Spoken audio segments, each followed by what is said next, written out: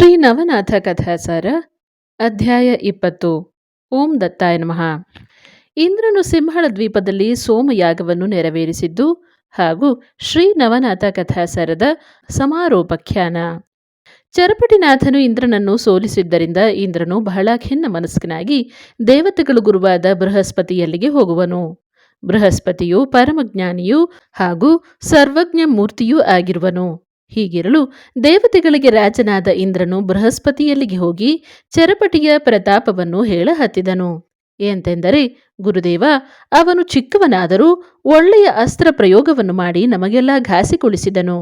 ಅಂಥ ಅವನ ವಿದ್ಯೆಗಳಲ್ಲಿ ವಾತಾಕರ್ಷಣ ವಿದ್ಯೆಯು ಮಹಾಬಲವುಳ್ಳದ್ದಾಗಿದ್ದು ಅದು ನಾಥರಿಗೆ ಹೇಗೆ ದೊರಕಿದೆಂಬುದು ಗೊತ್ತಾಗದು.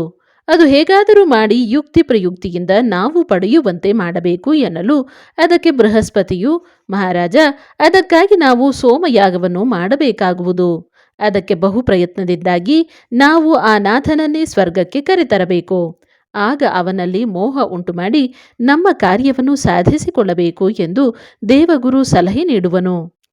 ಅದಕ್ಕಾಗಿ ಯಾರನ್ನು ಕರೆಕಳುಹಿಸಬೇಕೆಂಬ ಇಂದ್ರನ ಮಾತಿಗೆ ಮತ್ತೆ ಬೃಹಸ್ಪತಿಯು, ಇಂದ್ರನೇ, ಅಷ್ಟವಸುಗಳಲ್ಲಿ ಉಪಚರಿ ವಸುವು ಮಚ್ಛೇಂದ್ರನ ತಂದೆಯು. ಹೀಗಾಗಿ ಉಪಚರಿಗೆ ಭೂಮಿಗೆ ಕಳುಹಿಸಿದರೆ ಅವನು ಮಚ್ಛೇಂದ್ರನಿಗೆ ಭೇಟಿಯಾಗಿ ನಮ್ಮ ಸಂಗತಿಯನ್ನು ತಿಳಿಸಲು ಅವನು ಚರಪಟಿಯನ್ನು ಇಲ್ಲಿಗೆ ಕರೆತರುವನು ಎಂದು ನುಡಿಯುವನು. ಅದಕ್ಕೆ ಇಂದ್ರನು ತಲೆದೂಗಿದನು. ಇತ್ತ ದೇವಗುರುವಿನ ಸುವಚನವನ್ನು ಆಲಿಸಿದ ಇಂದ್ರನು ಮಾತಲಿಯಿಂದ ರಥವನ್ನು ಕೊಟ್ಟು ಉಪಚರಿಯನ್ನು ಕರೆಯಿಸಿದನು. ಅಲ್ಲದೆ ಅವನನ್ನು ಕುರಿತು, ಮಹಾತ್ಮನೇ, ಮನದಲ್ಲಿ ಸೋಮಯಜ್ಞ ಮಾಡುವ ತವಕ ಉಂಟಾಗಿದೆ. ಅದಕ್ಕಾಗಿ ನೀನು ವಿಮಾನಾರೂಢನಾಗಿ ಮಚ್ಛೇಂದ್ರನನ್ನು ಕಾಣಬೇಕು.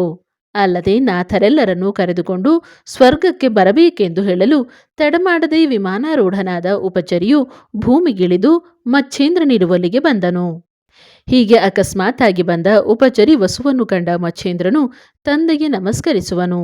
ನಂತರ ಅಲ್ಲೇ ಇರುವ ಗೋರಕ್ಷ, ಧರ್ಮನಾಥ, ಚೌರಂಗಿ, ಕಾನೀಫ, ಗೋಪೀಚಂದ, ಜಾಲಂಧರ, ಅಡಭಂಗಿನಾಥ ಇವರೆಲ್ಲರನ್ನೂ ಕೂಡ ತೀರ್ಥ ಸ್ನಾನಕ್ಕಾಗಿ ಒಂದೇ ಕಡೆಗೆ ಸೇರಿದರು. ಅವರು ಕೂಡ ಉಪಚರಿ ವಸುವಿಗೆ ನಮಸ್ಕರಿಸಲು ಉಪಚರಿ ವಸುವು ಅವರೆಲ್ಲರ ಮಧ್ಯದಲ್ಲಿ ಶೋಭಿಸಿದನು. ನಂತರ ಉಪಚರಿಯು ಮಚ್ಛೇಂದ್ರನನ್ನು ಕುರಿತು, ವತ್ಸ, ಇಂದ್ರನು ಸೋಮಯಾಗ ಮಾಡಲು ಇಚ್ಛಿಸಿರುವನು. ಆ ಕಾರ್ಯಕ್ಕಾಗಿ ನವನಾಥರು ಬರಬೇಕೆಂದು ಕರೆ ಕಳುಹಿಸಿರುವನು ಎಂದು ಮಚ್ಛೇಂದ್ರನ ಮನವೊಲಿಸಲು ಅದಕ್ಕೆ ಅವನು ಬರಲು ಒಪ್ಪುವನು. ನಂತರ ಮಚ್ಛೇಂದ್ರ ಸಹಿತವಾಗಿ ಜಾಲಂಧರ, ಕಾನಿಫ್, ಚೌರಂಗಿ, ಗೋರಕ್ಷ, ಅಡಭಂಗಿ, ಗೋಪೀಚಂದರು ವಿಮಾನವನ್ನೇರುವರು. ನಂತರ ಗೌಡ ಬಂಗಾಲದ ಹೇಲಾ ಪಟ್ಟಣಕ್ಕೆ ಬಂದು ಗೋಪೀಚಂದನನ ತಾಯಿಯಾದ ಮೈನಾವತಿಗೆ ಕರೆದುಕೊಂಡು ಅಲ್ಲಿಂದ ವಡವಾಳದಲ್ಲಿರುವ ವಟಸೆದ್ದ ನಾಗನಾಥನನ್ನು ತಮ್ಮೊಡನೆ ಸೇರಿಸಿಕೊಂಡು ಅತ್ತ ಭರ್ತೃಹರಿ ಇರುವಲ್ಲಿಗೆ ಬಂದರು. ಅಲ್ಲಿ ಅವನನ್ನು ಕರೆದುಕೊಂಡು ಅಲ್ಲಿಂದ ಆವಂತಿಗೆ ಬಂದು ಅಲ್ಲಿ ಚರಪಟಿಯನ್ನು ಕೂಡಿಸಿಕೊಂಡು ಮಾನವ ದೇಶದಲ್ಲಿರುವ ವಿಟ ಗ್ರಾಮಕ್ಕೆ ಬಂದು ಅಲ್ಲಿ ರೇವಣಸಿದ್ಧನನ್ನು ಕೂಡ ಜೊತೆಗೆ ಸೇರಿಸಿಕೊಂಡರು. ಇಷ್ಟೇ ಅಲ್ಲದೆ ಅವರೊಂದಿಗೆ 84 ಜನ ಸಿದ್ಧರನ್ನು ಕೂಡ ಸೇರಿಸಿಕೊಂಡು ವಿಮಾನದ ಮೂಲಕ ಅಮರಪುರಕ್ಕೆ ಬರುವರು. ಇಂದು ವಿಮಾನವು ಇಂದ್ರಪುರಿಯನ್ನು ತಲುಪಲು ಇಂದ್ರನು ಗ್ರಾಮ ದ್ವಾರದಲ್ಲೇ ಅವರನ್ನು ಸ್ವಾಗತಿಸಿ ಅವರೆಲ್ಲರನ್ನೂ ತನ್ನ ಅರಮನೆಗೆ ಕರೆದುಕೊಂಡು ಹೋಗಿ ಎಲ್ಲರನ್ನೂ ಅವರವರ ಉಚಿತಾಸನದಲ್ಲಿ ಕೂರಿಸಿ ಊಟೋಪಚಾರದಿಂದ ಸತ್ಕರಿಸಿದನು. ಎಲ್ಲ ದೇವತೆಗಳು ನವನಾಥರನ್ನು ಕಂಡು ಬಹಳ ಸಂತಸಗೊಂಡರು. ನಂತರ ಸೋಮಯಜ್ಞ ಮಾಡುವ ವಿಚಾರವನ್ನು ಇಂದ್ರನು ಎಲ್ಲರಿಗೂ ಅರುಹಿದನು. ಇತ್ತ ಅದನ್ನು ಯಾವ ಸ್ಥಳದಲ್ಲಿ ಮಾಡಬೇಕೆಂಬುದನ್ನು ಬೃಹಸ್ಪತಿ ಹಾಗೂ ಮಚ್ಛೇಂದ್ರರು ಚಿಂತಿಸಹತ್ತಿದರು. ಕೊನೆಗೆ ಸಿಂಹಳ ಅಂದರೆ ಶ್ರೀಲಂಕಾ ದ್ವೀಪದಲ್ಲೇ ಯಜ್ಞವನ್ನು ಆಚರಿಸಲು ಅಂತಿಮ ನಿರ್ಧಾರ ಕೈಗೊಳ್ಳಲಾಯಿತು. ನಂತರ ಉಪಚರಿ ವಸುವು ಗಂಧರ್ವನೊಂದಿಗೆ ಅಲ್ಲಿಗೆ ಹೋಗಿ ಆ ಸ್ಥಳವನ್ನು ಸಜ್ಜುಗೊಳಿಸಿ ಅಲ್ಲಿ ಯಜ್ಞವನ್ನು ಆಯೋಜಿಸಿದನು. ಇಂದ್ರನು ಸತಿಯೊಡನೆ ಆಗಮಿಸಿ ಯಜ್ಞಕ್ಕೆ ನೇತೃತ್ವ ವಹಿಸಿಕೊಂಡನು. ಮಂತ್ರ ಕಾರ್ಯವನ್ನು ಬೃಹಸ್ಪತಿಗೆ ಒಪ್ಪಿಸಲಾಯಿತು. ನವನಾಥರು ಯಜ್ಞಕಾಂಡಕ್ಕೆ ಸ್ವಾಹ ಎಂದು ಆಹುತಿಗಳನ್ನು ಹಾಕುವವರಾದರು. ಈ ಯಜ್ಞ ಕಾರ್ಯವು ನಡೆಯುವ ಆಟವ್ಯವನವು ಕಿಲೋತ್ತಮೆಯ ವಾಸಸ್ಥಳದ ಸಮೀಪದಲ್ಲೇ ಇತ್ತು. ಆಗ ಮಚ್ಛೇಂದ್ರಯತಿಗೆ ಮೀನನಾಥನ ನೆನಪಾಗಲು ಮಚ್ಛೇಂದ್ರನು ಆತನನ್ನು ಕರೆಯಿಸಿ ಅವನಿಗೆ ವಿದ್ಯಾಭ್ಯಾಸ ಮಾಡಿಸತೊಡಗಿದನು. ಆ ಸಮಯದಲ್ಲಿ ಬೃಹಸ್ಪತಿಯು ಇಂದ್ರನನ್ನು ಕುರಿತು, ರಾಜನೇ, ನೀನು ಯಜ್ಞಕ್ಕೆ ಕುಳಿತರೆ ಆಗದು. ಆ ಕಾರ್ಯಕ್ಕೆ ಉಪಚರಿ ವಸುವಿಗೆ ವಹಿಸಿ ನೀನು ಉಳಿದ ಕಾರ್ಯವನ್ನು ನೋಡಿಕೋ ಎನ್ನಲು ಇಂದ್ರನು ಯಜ್ಞವನ್ನು ಸಾಂಗವಾಗಿ ಸಾಗುವಂತೆ ಮೇಲ್ವಿಚಾರಣೆ ಕಾರ್ಯ ಮಾಡ ಹತ್ತಿದನು. ಹೀಗೆ ಇಂದ್ರನ ಶ್ರಮವನ್ನು ಕಂಡು ಆ ಯತಿಯ ಮನಸ್ಸು ಸಂತಸಗೊಂಡಿತು. ಅತ್ತ ಮಚ್ಛೇಂದ್ರನಾಥನು ಮೀನನಾಥನಿಗೆ ವಿದ್ಯೆಯನ್ನು ಕಲಿಸುವಾಗ ಇಂದ್ರನು ನವಿಲಿನ ವೇಷ ಧರಿಸಿಕೊಂಡು ಪಕ್ಕದಲ್ಲಿರುವ ಗಿಡವೊಂದರ ಟೊಂಗೆಯ ಮೇಲೆ ಕುಳಿತುಕೊಂಡು ಮೀನನಾಥನಿಗೆ ಕಲಿಸುವ ರಹಸ್ಯ ವಿದ್ಯೆಯನ್ನು ಇಂದ್ರನು ಕಲಿಯ ಹತ್ತಿದನು. ಹೀಗೆ ಇಂದ್ರನಿಗೆ ವಾತಾಕರ್ಷಣ ವಿದ್ಯೆಯು ಸಹಜವಾಗಿ ದೊರಕ ಹತ್ತಿತು. ಅದರಿಂದಾಗಿ ಇಂದ್ರನಿಗೆ ಸಂತೋಷವಾಯಿತು. ಮುಂದೆ ಯಜ್ಞವು 1 ವರ್ಷ ಪರ್ಯಂತ ಸಾಗಿತು.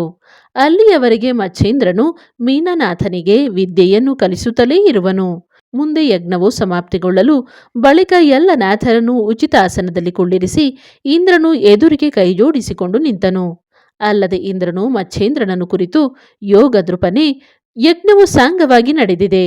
ಆದರೆ ನನ್ನಿಂದ ಒಂದು ಅಪರಾಧ ಜರುಗಿದೆ. ಅದೇನೆಂದರೆ, ತಾವು ಮೀನನಾಥನಿಗೆ ವಿದ್ಯಾಪ್ರಾಪ್ತಿ ಮಾಡುವಾಗ ನಾನು ನವಿಲಿನ ವೇಷವನ್ನು ಧರಿಸಿಕೊಂಡು ಆ ವಿದ್ಯೆಯನ್ನು ಪ್ರಾಪ್ತಿ ಮಾಡಿಕೊಂಡೆ. ಆದ್ದರಿಂದ ಆ ವಿದ್ಯೆ ಪ್ರಾಪ್ತಿಗಾಗಿ ವರವನ್ನಿಟ್ಟು ಕೃಪೆ ಮಾಡುವಂತಾಗಬೇಕು ಎಂದು ಪ್ರಾರ್ಥಿಸುವನು. ಅದಕ್ಕೆ ಮಚ್ಛೇಂದ್ರನು ಸಿಟ್ಟಿಗೆದ್ದ ಎಲ್ಲ ನಾಥರು ಇಂದ್ರನನ್ನು ಕುರಿತು, ದೇವರಾಜನೇ, ನೀನು ಕಳ್ಳತನದಿಂದ ನಮ್ಮ ವಿದ್ಯೆಯನ್ನು ಕಲಿತುಕೊಂಡೆ. ಆದ್ದರಿಂದ ನೀನು ಮಚ್ಛೇಂದ್ರನಿಂದ ಕಲಿತ ವಿದ್ಯೆಯನ್ನು ನಷ್ಟಗೊಳ್ಳಲಿ ಎಂದು ಶಾಪ ಕೊಡುವರು. ಅದಕ್ಕೆ ದೇವಗುರುವು ಅವರನ್ನು ಮತ್ತೆ ಸಂತೋಷಗೊಳಿಸಿ ಉಶ್ಯಾಪವನ್ನು ನೀಡಲು ಬೇಡಿಕೊಳ್ಳುವನು. ಅದಕ್ಕೆ ನಾಥರೆಲ್ಲರೂ ಕೂಡಿ ಆಲೋಚಿಸಿ ಇಂದ್ರನು ಅದಕ್ಕಾಗಿ 12 ವರ್ಷ ತಪಸ್ಸನ್ನಾಚರಿಸಲು ಆ ವಿದ್ಯೆಯು ಮತ್ತೆ ದೊರಕುವುದೆಂದು ಹೇಳಿ ಅತ್ತ ಮೀನನಾಥನನ್ನು ಕರೆದುಕೊಂಡ ಮಚ್ಛೇಂದ್ರನು ಕಿಲೋತ್ತಮಳಿಗೆ ಸಮಾಧಾನವನ್ನು ಹೇಳಿ 84 ಸಿದ್ಧರು ಇತ್ಯಾದಿ ನಾಥರೆಲ್ಲರೂ ವಿಮಾನವನ್ನೇರಿ ಭೂಮಿಗೆ ಬಂದಿಳಿಯುವರು. ನಂತರ ಎಲ್ಲರೂ ತೀರ್ಥಾಟನೆಗಾಗಿ ಹೊರಡುವರು. ಅತ್ತ ಮೈನಾವತಿಗೆ ಹೇಲಾ ಪಟ್ಟಣಕ್ಕೆ ತಲುಪಿಸುವರು. ಮುಂದೆ ಮೀನಾನಾಥನೂ ಕೂಡ ಭೂಮಿಯಲ್ಲಿ 3 ಜನ ಶಿಷ್ಯರನ್ನು ಹೊಂದುವನು.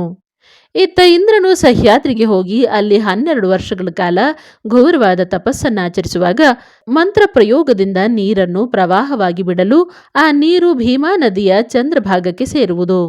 ಆಮೇಲೆ ಅರ್ಘ್ಯ ಪ್ರದಾನ ಮಾಡಲೆಂದು ಮಣಿಕರ್ಣಿಕೆಯ ಜಲವನ್ನು ಕಮಂಡಲದಲ್ಲಿ ತುಂಬಿಕೊಂಡು ತರಲು ಅದು ಇಂದ್ರಪ್ರಸ್ಥದ ಮೂಲಕ ಪ್ರವಾಹವಾಗಿ ಹರಿದಿದ್ದರಿಂದ ಅದಕ್ಕೆ ಇಂದ್ರಾಯಣಿ ಎಂದು ಕರೆಯಲ್ಪಟ್ಟಿತು. ತದನಂತರ ಇಂದ್ರನು ತನ್ನ ತಪಸ್ಸನ್ನು ಮುಗಿಸಿಕೊಂಡು ಅಮರಪುರಕ್ಕೆ ತೆರಳುವರು. ಮುಂದೆ ನವನಾಥರು ಬಹುದಿನಗಳ ಕಾಲ ತೀರ್ಥಾಟನೆಯಲ್ಲಿ ತೊಡಗಿದ್ದರು. ಶಕೆ 1710ರವರೆಗೆ ಅವರು ಪ್ರಕಟ ರೂಪದಿಂದಿದ್ದು ಮುಂದೆ ತಮ್ಮ ತಮ್ಮ ಸ್ಥಾನಕ್ಕೆ ತೆರಳಿ ಗುಪ್ತ ರೂಪದಿಂದ ಉಳಿಯ ಹತ್ತಿದರು. ಕಾನಿಫ್ನಾಥನು ಮಠದಲ್ಲಿ ಗುಪ್ತ ರೂಪದಿಂದ ಇರಹತ್ತಿದನು. ಹಾಗೆಯೇ ನಾಥರಿಗೆಲ್ಲ ತಂದೆ ತಾಯಿ ಎನಿಸಿದ ಮಚ್ಛೇಂದ್ರನು ಮೇಲ್ಭಾಗದಲ್ಲಿ ಉಳಿದನು. ಅತ್ತ ಜಾಲಂಧರನು ಗರ್ಭಗಿರಿಯ ಮೇಲೆ ನಿಂತುಕೊಂಡನು. ಇವನಿಗೆ ಜಾನಪೀರನೆಂದು ಕರೆಯಲ್ಪಡುತ್ತದೆ. ಹಾಗೂ ಅವನ ಕೆಳಬದಿಗೆ ಅಂದರೆ ಗರ್ಭಗಿರಿಯ ದಕ್ಷಿಣಕ್ಕೆ ಗಹನಿನಾಥನು ಇರಹತ್ತಿದನು. ಅವನನ್ನೇ ಕೈಬಿಪೀರನೆಂದು ಕರೆಯುವರು. ರೇವಣನಾಥನು ಮಾನವ ದೇಶದೊಳಗಿನ ವಿಟ ಗ್ರಾಮದಲ್ಲಿ ಇರಹತ್ತಿದನು. ಅಲ್ಲದೆ ಚರಪಟಿನಾಥ, ಚೌರಂಗಿನಾಥ ಹಾಗೂ ಅಡಬಂಗಿನಾಥರು ಗುಪ್ತ ರೂಪದಿಂದ ಇಂದಿಗೂ ತೀರ್ಥ ಸಂಚಾರ ಕೈಗೊಂಡಿರುವರು. ಮತ್ತೊಂದೆಡೆಗೆ ಭರ್ತೃಹರಿಯು ಪಾತಾಳದಲ್ಲಿ ಉಳಿದರೆ ಮೀನನಾಥನು ಸ್ವರ್ಗಕ್ಕೆ ಹೋಗಿ ವಾಸಿಸಹತ್ತಿದನು. ಅತ್ತ ಮುಖ್ಯವಾಗಿ ಗೋರಕ್ಷಕನಾಥನು ಗಿರಿನಾರ ಪರ್ವತದ ಮೇಲಿರುವ ದತ್ತಾತ್ರೇಯನ ಪಕ್ಕದಲ್ಲಿ ವಾಸಿಸಹತ್ತಿದನು. ಗೋಪಿಚಂದ ಹಾಗೂ ಧರ್ಮನಾಥರಿರುವರು ತಮ್ಮ ಶಕ್ತಿ ಬಲದಿಂದ ವೈಕುಂಠಕ್ಕೆ ಹೋಗುವರು. ನಂತರ ವಿಷ್ಣುವು ವಿಮಾನವನ್ನು ಕಳುಹಿಸಿ ಮೈನಾವತಿಗೆ ವೈಕುಂಠಕ್ಕೆ ಕರೆಯಿಸಿಕೊಳ್ಳುವನು.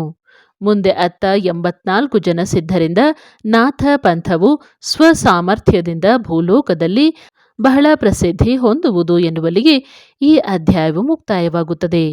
ಶ್ರೀ ನವನಾಥ ಕಥಾಸಾರವು ಮುಕ್ತಾಯವಾಯಿತು. ಅವಧೂತ ಚಿಂತನ ಶ್ರೀ ಗುರುದೇವ ದತ್ತ.